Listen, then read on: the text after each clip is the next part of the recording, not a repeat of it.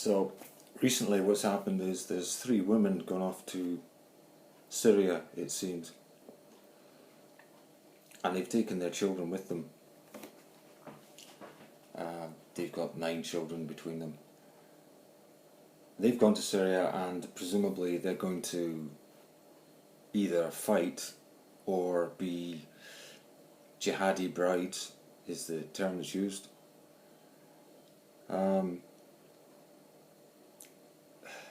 It follows news that some young guy has killed himself in a suicide bomb success that has occurred just this past week as well.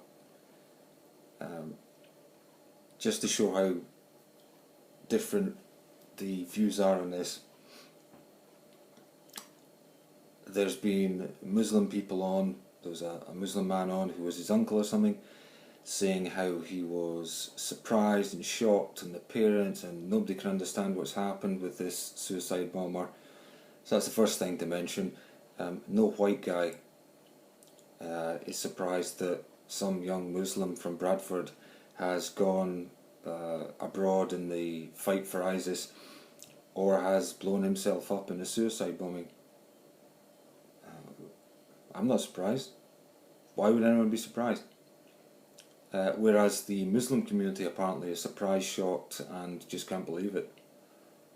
Look, I'm not criticising the Muslim community, but if you're going to come on the radio and go public saying things like, we're surprised, we're shocked, the parents can't believe it, all that stuff, it just shows there's a massive dichotomy in our country, massive difference.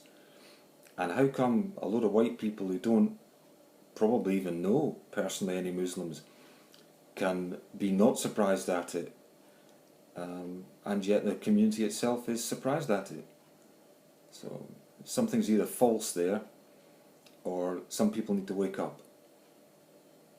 On the Muslim women that have gone, they've done a few things that are questionable, but they have certainly taken children who presumably didn't really have a say in it and have taken them abroad into an extremely dangerous and nasty situation, and the mothers in that case have just decided that's what they're going to do. So bang, off we go. So you say to yourself, well, they must have decided for themselves first and then take the children with them. So why would 3 women go and do that? Well, you've got to look at what they are stuck in at home compared to what they're going to. And I'll give you a very short précis of what it amounts to. They can be in Bradford, in a cold part of Northern Europe, with very little money and frankly very few options in life, where they spend all their time walking a few paces behind their husband in every respect, and they are second-class citizens. Now you can argue about that all day, but I would suggest to you that their actions of going to a war zone rather than endure a lifetime of that says a whole lot.